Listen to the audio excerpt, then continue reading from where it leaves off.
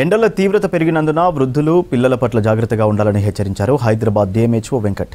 ఉదయం 11 నుంచి సాయంత్రం 4 గంటల మధ్య అత్యవసరం అయితే తప్ప ఎండలోకి వెళ్లొద్దని సూచించారు. విద్యా సంస్థల్లో స్టూడెంట్స్కు వాటర్ బెల్ ఆప్షన్తో డీహైడ్రేషన్కు గురికాకుండా చూడొచ్చని చెప్పారు. వడదెబ్బ బారిన పడకుండా ఉండేందుకు వృద్ధులు, చిన్నారులు చల్లని ప్రదేశాల్లో ఉండేలా చూసుకోవాలన్నారు. ఎండలు, ఉక్కపోత నుంచి తీసుకోవాల్సిన జాగ్రత్తలపై హైదరాబాద్ వైద్యారోగ్య శాఖ అధికారి వెంకట్తో శ్రీశైలం ఫేస్ టు ఫేస్. రాష్ట్రంలో ఎండలు మండిపోతున్నాయి. ఫిబ్రవరి మధ్యలోనే ఎండలు టారెత్తిస్తుండడంతో జనమంతా కూడా బెంబెలెత్తిపోతున్నారు.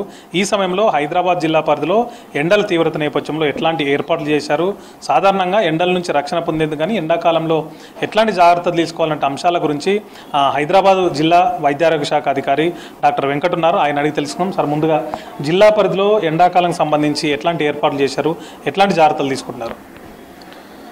సో యావరేజ్గా హీట్ రిలేటెడ్ ఇల్నెస్ పరంగా చూసుకుంటే మనకు టెంపరేచర్ ఏ విధంగా నమోదవుతుంది, ఏ సందర్భాల్లో ఎక్కువగా ఉంటుంది, అంతేకాకుండా అండ్ హై రిస్క్ ప్రాంతాలు ఏంటివి, హై రిస్క్ పాపులేషన్ ఎవరు, అండ్ హెల్త్ డిపార్ట్మెంట్ యొక్క రోల్ ఏంటి, హెల్త్ డిపార్ట్మెంటే కాకుండా డిఫరెంట్ డిపార్ట్మెంట్ యొక్క రోల్ ఏంటి, డూస్ ఏంటివి, డు నాట్స్ ఏంటివి అనేది ఒక ప్రణాళికతోటి పోవడం అనేది జరుగుతుంది.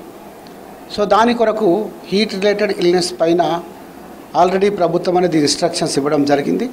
ఆ ఇన్స్ట్రక్షన్స్ ప్రకారం జిల్లాలో ముఖ్యమైన అధికారులతోటి ఒకటి జిల్లా టాస్క్ ఫోర్స్ మీటింగ్ అనేది, జిల్లా కలెక్టర్ చైర్మన్గా ఉన్న టాస్క్ ఫోర్స్ మీటింగ్ అనేది ఈ మండే జరుగుతూ ఉంది.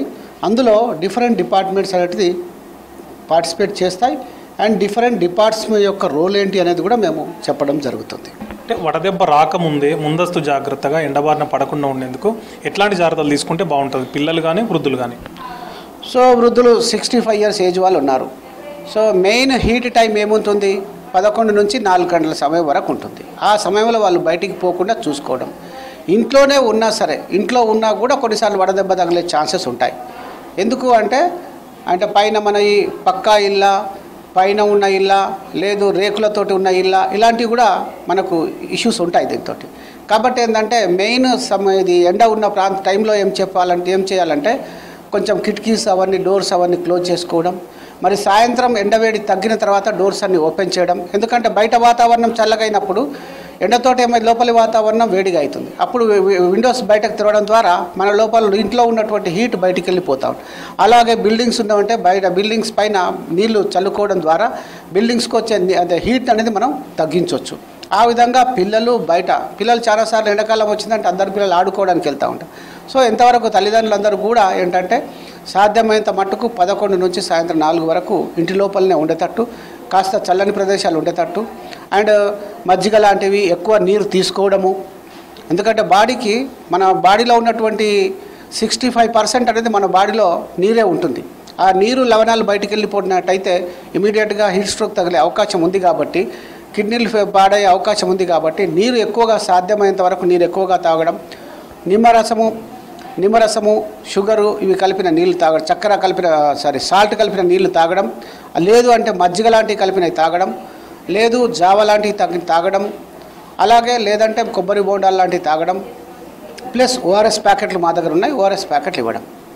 అంటే స్కూల్స్లో బడిగంట అంటే వాటర్ బిల్ అనే దానికి ఈ మధ్య తరచూ వింటున్నాం సార్. స్కూల్స్లో ఆ వాటర్ బిల్ వల్ల పిల్లల్లో వాళ్ళని ఎంతవరకు ఎండ నుంచి కాపాడవచ్చు, ఎండలు ముగిసే వరకు పిల్లలకు అది ఎంతవరకు ఉపయోగపడుతుంది?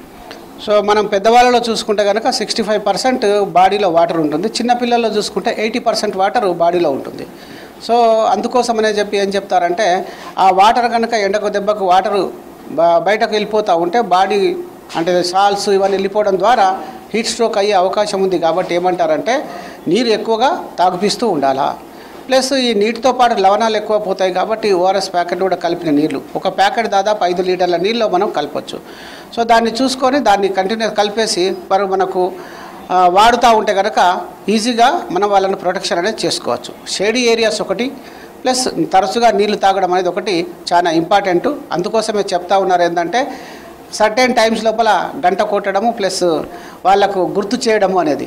చాలా మటుకు చూసుకుంటే కనుక అట్లీస్ట్ 2 to 3 లీటర్స్ నీళ్ళు అనేది కంపల్సరీ బాడీలోకి పోవాలి అని చెప్తా ఉన్నారు. ఎందుకంటే మీకు స్వెట్ ద్వారా మీకు బయటకు వెళ్ళిపోతూ ఉంటుంది వాటరు. కిడ్నీస్ అప్పుడు ఏమైపోద్ది అంటే మీ మల్లాలన్నీ కూడా బాడీలో ఉండిపోతే కనుక అవి కష్టమవుతూ ఉంటాయి. కాబట్టి కంపల్సరీ వాటర్ తీసుకోవడం అనేది ఎసెన్షియల్ అని చెప్తా ఉన్నారు.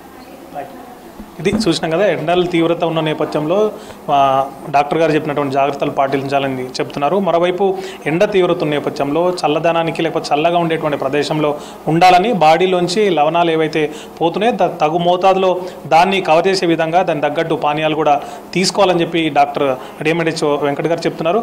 మరోవైపు ఈ ఎండాకాలం నేపథ్యంలో వృద్ధులు చిన్నారులు జాగ్రత్త వహించాలని, పిల్లల విషయంలో తల్లిదండ్రులు జాగ్రత్త ఉండాలి. ఎండాకాలంలో పిల్లలు బయటకు వెళ్ళి అంటే ఎండ తీవ్రత అధికంగా ఉన్నప్పుడు బయటకు వెళ్ళి ఆడుకోకుండా జాగ్రత్త వహిస్తే వాళ్ళందరినీ కూడా ఎండవేడి నుంచి లేకపోతే వడదెబ్బ నుంచి కూడా కాపాడుకున్నట్టు అవుతుందని డాక్టర్ వెంకట్ గారు చెప్తున్నారు. కెమెరామెన్ జగన్తో శ్రీశైలం, V6 న్యూస్, హైదరాబాద్.